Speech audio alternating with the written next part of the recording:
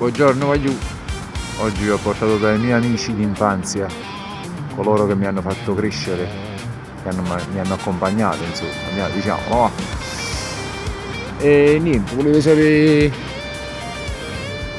cosa ne pensate dell'album, se l'avete sentito? Se non l'avete sentito,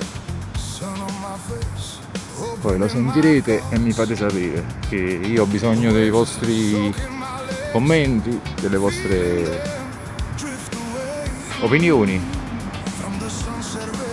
Ci sta qualcosa da paga, non va? Se no cago facile. Mi piace girare Napoli la mattina presto, stiamo poi più tranquillo. E mo sacci pure ci capito, che direzione? Io sono cresciuto. Poi stanno loro.